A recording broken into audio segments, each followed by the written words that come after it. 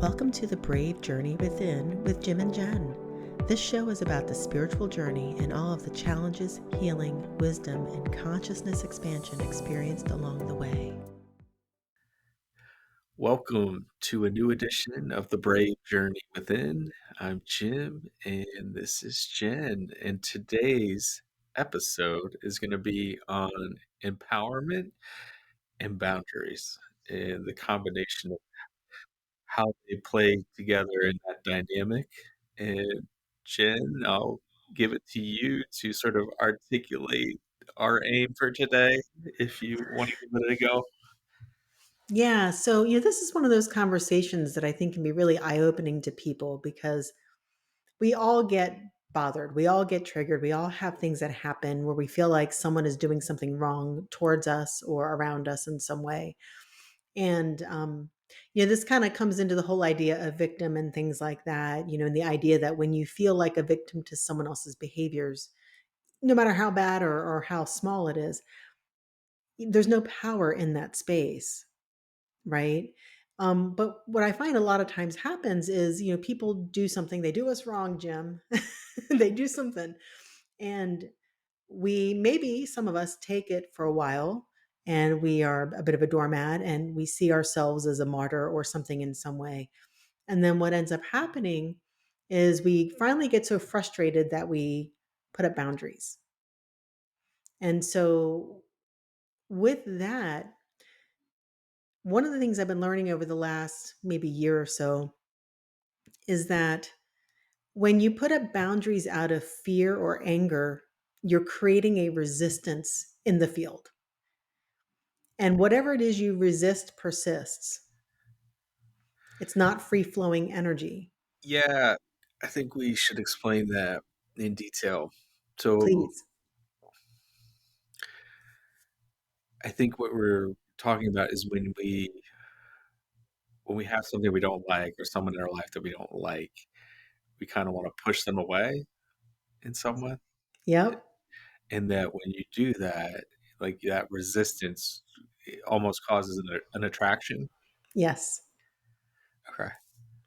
And keeping that in mind, and whatever you focus on will expand. So if you're focusing on what they did or what they did wrong or how they harmed you in some way, you're then focusing on that. So you're going to see more of that in your life experience. You're feeding it. Right. It's kind of like if you start saying, you know what, I think I want to buy a red car, you suddenly start seeing red cars all over the place. But otherwise, you're kind of oblivious to it and it doesn't seem to affect you. It's the same kind of thing, only, on a much different level. And so the idea that, I think we're trying to come across with today is how do you step into your power, your true power? And first off, what is even your true power? And get out of that victimized feeling or that victimized state and have maybe an idea of what a healthy boundary looks like instead of creating out of resistance, creating out of love and a desire to shift and move into something that you really want instead of focusing on what you don't want. Um, I think part of that too is we all have this natural desire to be around things that are pleasant and not unpleasant, as if we could possibly avoid those things. well, but that said, the more you focus on those negative things, the more of those negative things you're going to get. Sure. So, I think what I'd like to talk about today is, well, first off, our experiences around that, if you're up for it, and just how we've navigated some things to maybe, get into a healthier state in a relationship or something. But also, what does it actually look like to have healthy definitions or what you might want to call boundaries? Sometimes I hesitate to use that word because I think people think boundaries as the resistance side of things, but so I tend not to use the term boundaries if I can help it, but it's more about defining what you want in a relationship. So if you've got somebody who's constantly pushing your buttons, well, clearly that's not really what you want. So instead of putting resistance upon that relationship, go within and ask, well, how is that trigger or that that button pushing serving me? It might be trying to help you get into your power. It might be showing you where maybe you're impatient or you've got some growth work to do, but it's always serving you in some way. So I would say the first step is really maybe looking at what is it trying to show you, healing that or growing from it. Being so really being curious about, asking yourself or doing your own introspection about why that's triggering to you. Exactly. Yeah. And then moving into a state where you're defining what you really want. So maybe if that person's not family or someone you have to be around or whatever, but maybe it's just a friend and they know how to trigger you. Well, if that's not the person who you really want in your circle, in your inner circle, instead of shoving them aside and putting up resistance and being in the drama of that, how do you then communicate to the universe what it is you really want in close friends? And what I have found is a lot of times what happens, and maybe not always, but and I think it's every single situation is unique, but they end up just kind of falling away. Mm. Sometimes quickly. Sometimes it takes a little while, but usually there doesn't seem to have to be as much drama around it. Like, it doesn't have to be this big deal. No, it kind of has a natural rhythm and a natural flow. I don't think that's true for every single thing. Like I think if someone's abusive or clearly sometimes I think hardcore boundaries and no needs to happen so that you can get out of a situation to then recover and learn from it. But so like every single situation is different. Yeah. I've considered myself very blessed to have really good friends. And I didn't realize, or maybe didn't appreciate it as much, just realizing that not everyone has that, in their life. And of course, every now and again, people crop up that um, I don't, I don't want to use the word energy vampires, but there's we all give and take in a relationship, and Mhm. sometimes it's more one sided than not. And I think that's where a lot of people can get caught up in, like, okay, why am I giving this person so much attention and so much energy? Like, where is the line with that? Is this healthy or not? And what Mhm. might I need to change with that to make it so it's not hindering me or hindering my growth? Or if there is a trigger, how can I utilize that for my growth? And then maybe the relationship fades after that. Yeah. Yeah. Well, what do you think, Jim, is like the best steps to recognize maybe a place where things are unhealthy? Because I mean that's really what we're talking about, like what's healthy and what's not. Because I think a lot of us think toxic, codependent relationships, it's just how people are. So it's normal. I think a lot of people don't realize how unhealthy that can be. So would you go over what that looks like?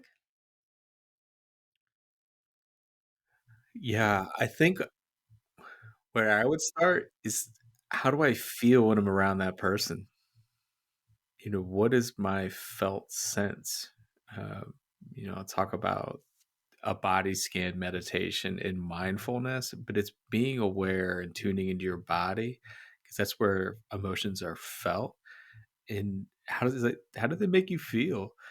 You know, it's not easy for everyone, especially if you're, like, very analytical. Like, oftentimes in my life and history, if you said, "Hey, Jim, how do you feel?" I would say, "I'm good," or "I'm okay." Was that true? Sometimes, maybe. Like, I'm always good, but was I being honest, and did I even know? And the answer is probably not. Like, I didn't really know how I felt because I was thinking and not feeling, because emotions were in some sense dangerous, but they are helpful as far as helping you tune into, how you actually feel about something. So that's an ongoing process for me. Like, how do I feel about my interactions with this person? Like that spidey sense. Is this healthy or not? Or is it just transactional and this person just wants something from me? And it's not that they can't be really good people.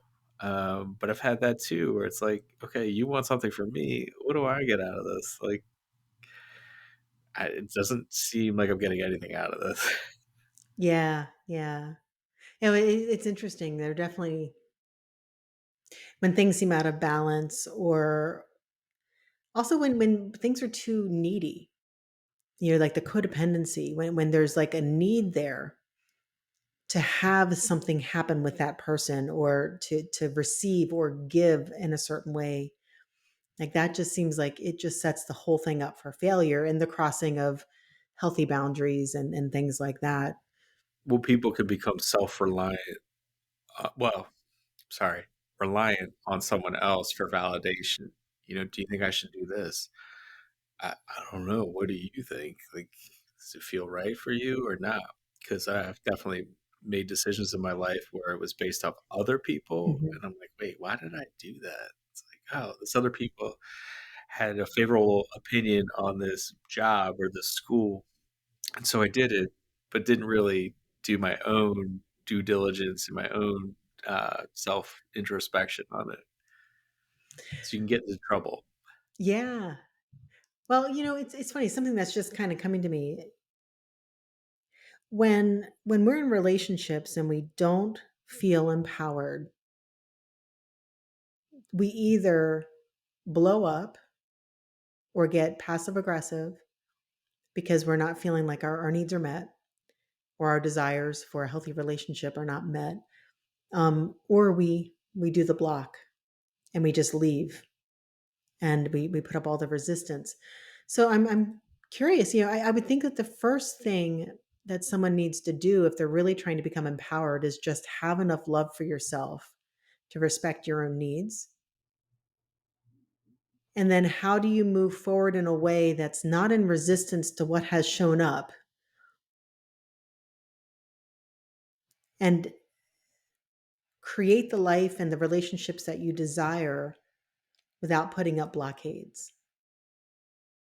So, how would you recommend someone steps into that space? Well, sometimes I think you do have to say no. You know, there's authenticity, and then there's morality, your integrity. What is truly authentic for you. I would say I still have a friend, but they've kind of faded away. Um, but there were issues with addiction and domestic violence, and that was really hard to tell someone, listen, I can't be around this right now. I want you to get healthy and I want you to be well. And I'm not trying to necessarily push you away, but I just can't be a part. I can't be in this fear. It's too Right. negative. Uh, and wishing them well and also receiving them back, knowing that there's a path of redemption. The door's not shut per se. And that ended up happening. That was actually nice. Um, but does that answer your question? Yeah, I think Where it's, so. I'm just, because like I have my own idea of what this is, but it's more of my own experience. And, how do you love yourself enough to know what your needs truly are? And then to make those choices in a way that just it's coming from a positive space and a loving space rather than a reactive, um, blocking, resistant space. well, in the situation I was sort of referencing, I had to love myself and to risk losing the relationship to sort of stand in my own power and what I thought was the right thing to do. So I had to be willing to risk that. But it came from a loving place, um, versus fear, of, I don't know, whatever the fearful type. It was deliberate, right? Like there was an Mhm. intention behind it. In kind of our first episode, going fear versus love, you know, like what that is.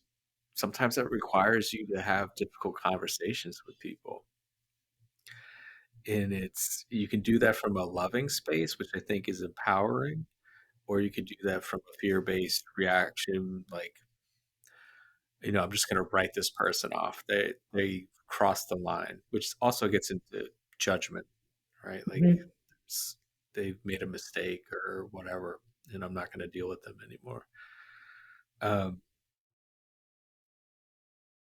Sort of the opposite of that is being non-judgmental, but again, tuning into yourself. Like, what is it that you want? How do you want to show up in your life? How do you want to be? Who is helping you on your path? And maybe who is blocking you in some way, which I think are all sort of lessons. So I think kind of maybe what you're asking is like, how do I flow with that in a Yeah, way that's okay? that's in alignment with you, right? Yeah, it's funny, and it's It's a not great just, word, by the way. what's that? A great word, by the way, alignment. Like Yeah, asking yourself that question, like, what are my values? yeah. And what are my desires? But this is also true, I think, in situations. So, like when people have jobs they don't like, or and they feel it's just not in alignment with who they are, and they feel very disempowered. How do they step through that? What would you recommend there? Maybe it's not a person, but it's a situation.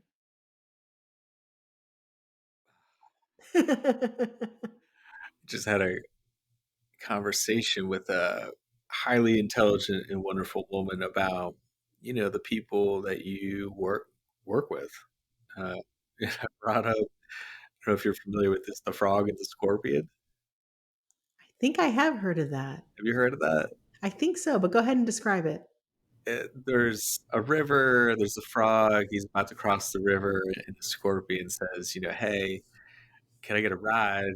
I want to get to the other side of the river. And the frog is like, nah, like you'll sting me and we'll sink, right? Like, I don't want to do that. He's like, well, why would I ever do that? Like, if I sting you, like, I'll die too. And the frog thinks about it as like, okay, uh, let's do it. And so they're going and they get like halfway across the river and the scorpion can't resist and stings the frog. And, of course, he's like, "Why'd you do that?" And the scorpion's like, "'Cause I'm a scorpion." Right. They both die. But so this is in terms of, like, work, like, sometimes you might be with someone who's always trying to, like, stab you in the back, or there's always an angle. Um, you might not be in alignment with your boss or your work situation, and what do you do then? Like, what is a healthy boundary? Um, these are not easy questions, by the way. No, they aren't. But they're questions that you'll benefit by asking yourself and figuring that out. Like, I think I've been in situations too where maybe, and I've definitely come across this a number of times where situation is not great, but you have someone who is strong and healthy and looks after people in that work environment. And so they serve a role, Mhm. and it's interesting to see how that plays out because ultimately they want the people below them to be empowered and kind of take control of their own path.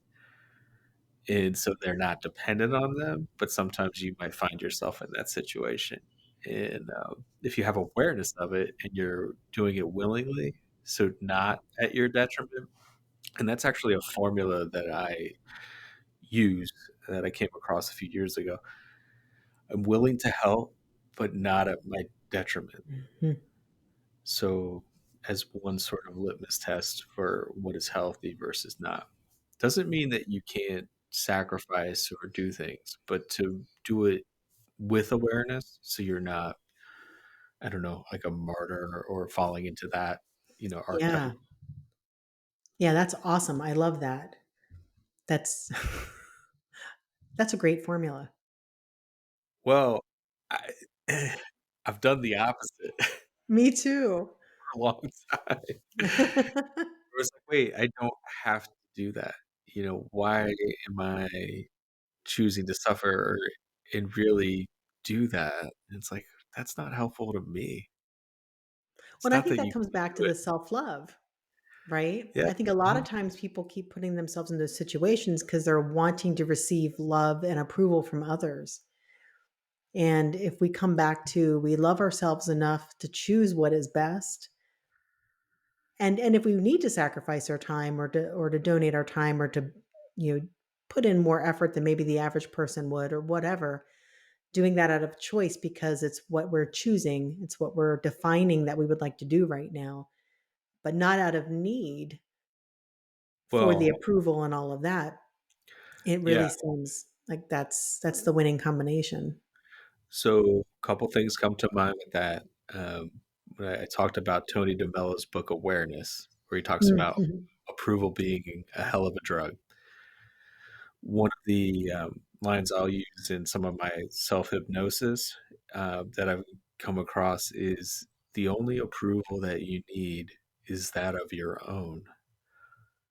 And so that's very empowering. That takes some work to get to, but if you can get there, then ultimately you free yourself from worrying what other people think is right or wrong because everyone's going to have their own perspective one way or the other. That is so true. That's very empowering right there. Now, the only other thing I would say with that, to advocate for the idea of growth is also the realization that none of us are perfect. And so while our approval is what matters for ourselves, to also be aware and I still have growth to do, right? So that it's not just like I'm going to do whatever I want. You know what I mean? Because, it does affect other people. So while not caring about how other people are necessarily thinking of you, to still be in integrity and to still be working at yourself and your own morality and your abilities to be able to serve to the highest capacity of your being. Sure. Yeah. Well, there's consequences to everything. Yes. Yeah, karma, right? That little thing. Right. Right.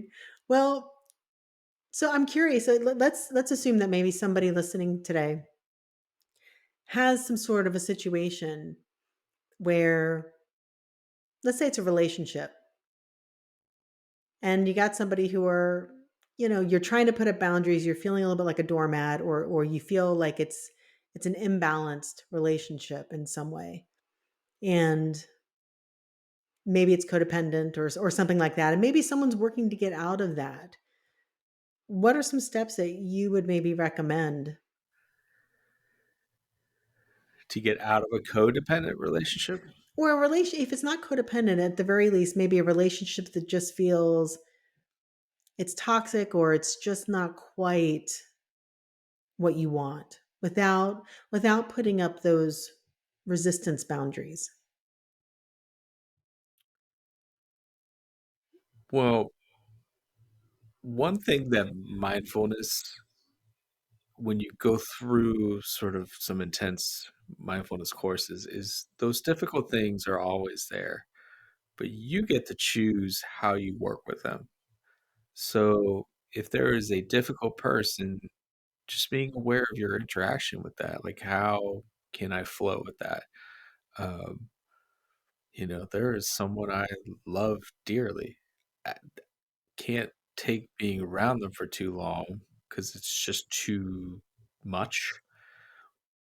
But I'll ask myself that question, like, how much am I willing to give? And sometimes it's quite a lot, and I'm willing to do that because I love them.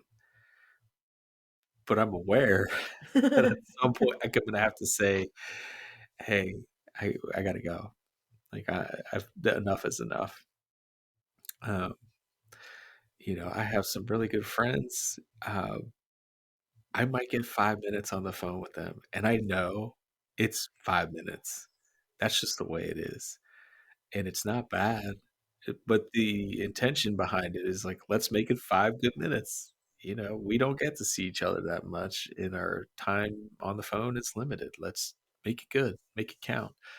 And so being intentional about how you're spending your time, where you're focusing and putting your effort in relationships, where you're not overextending yourself or burning yourself out in a number of things.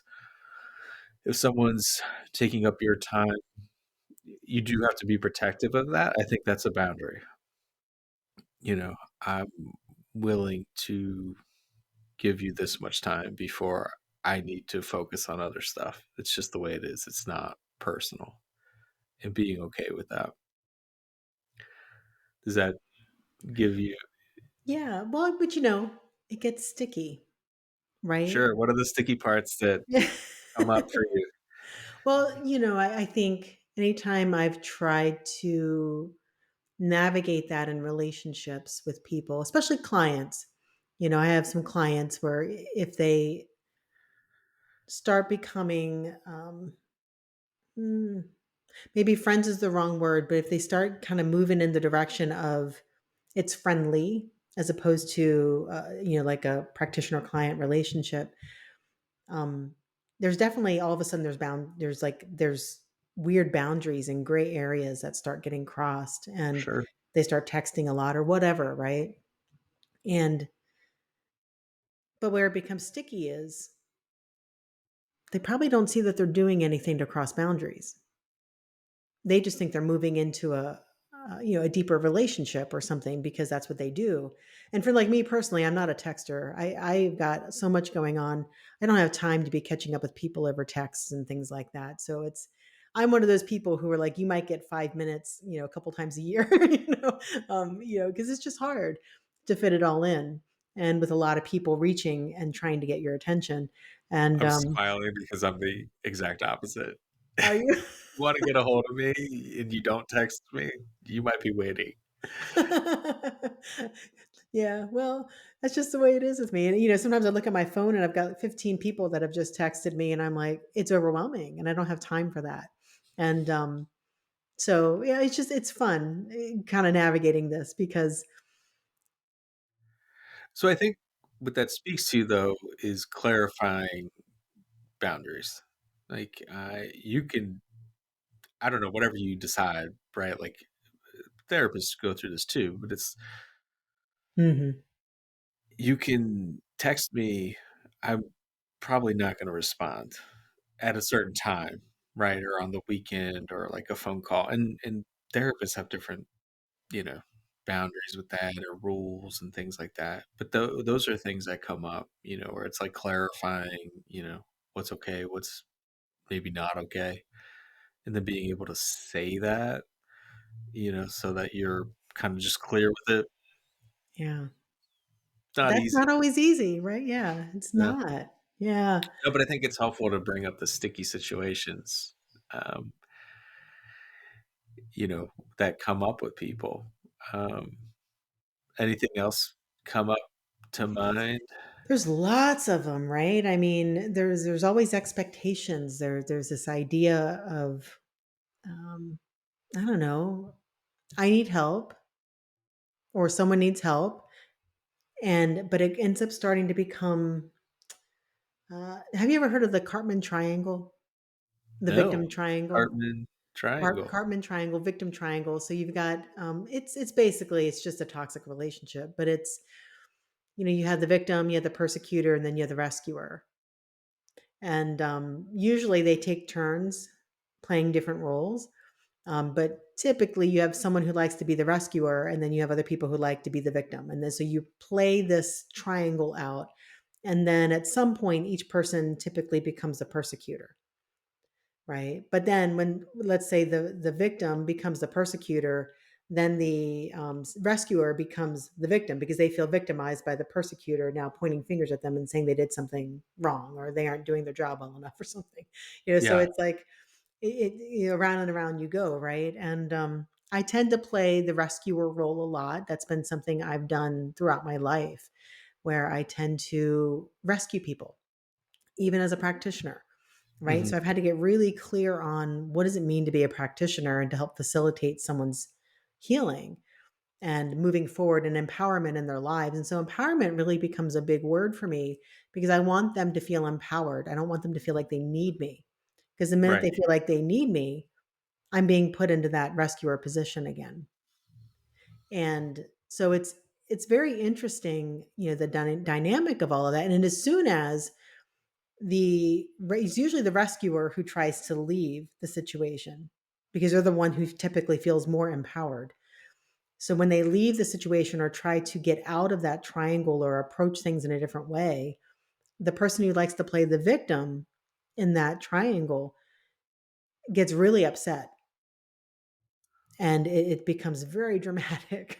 And I've experienced this multiple times in my relationships with people and trying not to, be the role of the rescuer or the role of the victim. I certainly don't want to be in that role either. So leaving that dynamic, trying to lead the relationship or the dynamic into something more healthy. And there's usually a lot of resistance with that.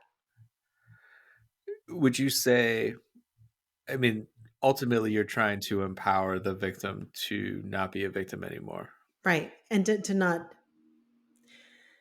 keep me in that toxic role because that's not what I want. So, like over the years, I've tried different things. I've tried the blocking and the resistance. I've, tried the overpowering, trying to like stop, that doesn't work. None of that works. Um, but just redefining what I feel like my role is in that person's life really helps.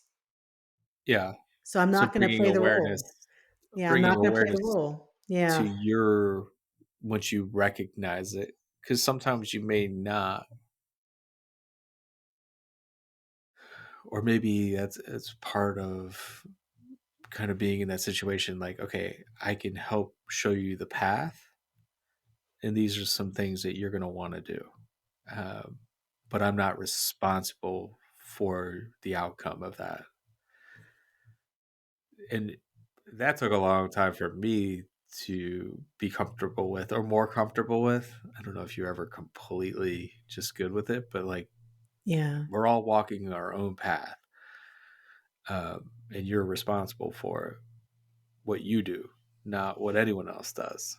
You know, you can lead a horse to water, but you can't make him drink. Right. You can point out these are some things that you can do to empower yourself, but you don't have to do them if you don't want to. Um, had a client. We were talking about forgiveness, and I think that's maybe something to bring up. But it's, you know, are you willing to forgive this person if it means that you can move forward and not, shift out of maybe this victim mentality? And they were like, "Nah, I got some room for hate in my heart." No. I was like, "Uh, okay, but like you're fully aware of it, so okay, like that's I, I gotta be okay with that. That you're doing this out of your own free will." But understanding where, you know, kind of what we were talking about earlier, some people they are acting from their own trauma and their own past experience, right? So I was telling you that I tell my clients like don't let miserable people make you miserable, but to understand, and you don't necessarily have to forgive them, but in the mind of the master, like understanding can replace forgiveness. Like they're coming from somewhere, like they're acting out their wounds on you, or whether it's anger or some other emotion, like they're projecting their own stuff onto you, and you see that so often. Um, just if you know that, then you give yourself a better shot at not becoming susceptible to that trap almost. Yeah, it really is a trap. That's a good word for it. Well, you fall in the hole enough times, Jen, you eventually start to see the I th patterns it seems. I think most of us could say we've fallen in that hole a few times. Yeah. Um, so what are some sticky situations that we could cover that we haven't already? People, if you don't conquer these things, they tend to repeat, right? So they become themes in your life. Yep. Yeah. So they'll keep happening. Sometimes I'll see people that are in toxic relationships and they leave, uh, or guys, and maybe I'll speak more for guys, but it happens with females too. You don't do any kind of work on yourself, and then you end up in the same thing Yep. because you haven't figured it out yet. Yeah. Even if, Yeah. and it's not that people don't tell you. Sometimes they're clearly telling you, like, "Hey, you shouldn't do that." You do it anyway. Yep. Yep. So, Jim, I think one of the ways that we can help people learn how to get more empowered, because, well, really, honestly, it's a journey of empowerment. I think the universe likes to give us opportunities to get more and more into our divine power. And, but one of the ways to do that, I think, to start with, is to just recognize where you're not loving yourself enough and move into what you need to do to really honor and respect and love yourself in any relationship. Yeah. And so, yeah, how would you recommend, obviously getting in touch with yourself, doing the meditation, defining what it is you really do want, because I think most people don't even know what that is. And they're so busy trying to get approval from everybody, they don't know what really is serving them. There's one tool that I use that can be helpful, and that is the wheel of life, where it's a self-assessment tool, but it makes you paying attention to different components of your life, right? And while it's just a pie chart that is symmetrical, when you start to assess what, like how your relationships are going, like how are your romantic relationships going? Okay, well that's a number, and it ebbs and flows. It's never just static. um, the wheel, when we do it, is constantly changing. So bringing awareness to how things are in your life or how you perceive them to be, and then looking at that and seeing where you might want to focus your intention. Um, Self love, is you're always working on it in the moment. So the power of now and being in the moment is very special, you know. So, for example, last night, in terms of self love and working within the moment, like I was tired, I worked late, I worked out, I was hungry. Self love could be, hey, I'm going to go get something that's quick and easy that might not be that healthy for my body. Or it could mean I'm going to go to the store, I'm going to eat clean and nourish my body in a more loving way. I have that choice. That's just one example, but being intentional with your time in the moment and asking yourself, what is kind to myself? What is loving? Um, it could be any number of things, but that's, starting to foster a loving relationship with yourself, which is perhaps the most important boundary. Hmm. That's beautiful. Well, then I think, when someone starts coming into that state of honoring, respecting, and loving themselves, then it's time to say goodbye to some things, because really, truly, most of us do things we aren't very deeply connected to, or we have people in our lives that we aren't, it's just filling a spot. But when we get really intentional about it, we are going to let things go at some point, someplace in our lives. But doing so, when you're really coming from an empowered state, it's not a blocking of somebody else. It's just a moving forward. It's a choosing to move forward. instead of the only thing that's coming to me in the way to say it is instead of being in a dramatic reaction state. Yeah, like out of anger or Mhm. spite or something, Because you're not something more really in your negative. power when you're feeling those things. You're in that victim state when you're feeling those things. Yeah, I think in my experience too, when you choose to be more loving to yourself, um, certain things just tend to fall away or fade Mhm. away. Like I don't have to write that person off. They're just gonna sort of fade away, which is, if you're not familiar with that, perhaps sounds strange, but when you, I don't know if it's changing your vibration or just how you're operating, and you're on a certain level, that other stuff, um, while sometimes it might seek you out, you're kind of rising above it. And so, how I visualize that sometimes is just staying above the fray. Yeah. You know, Yeah, that's I don't have beautiful. to take a side on something. You know, whether it's a war or something political necessarily. I might choose to, but I might not. I don't have to do that. Yeah. I could stay above the fray and operate from a place of, I don't know, just a higher perspective. But incorporating love, I think you need that. That's truth. That's authentic, and that's really, you know, I don't know, the universe or God like aspiring for that anyway. Oh, I think that's beautiful.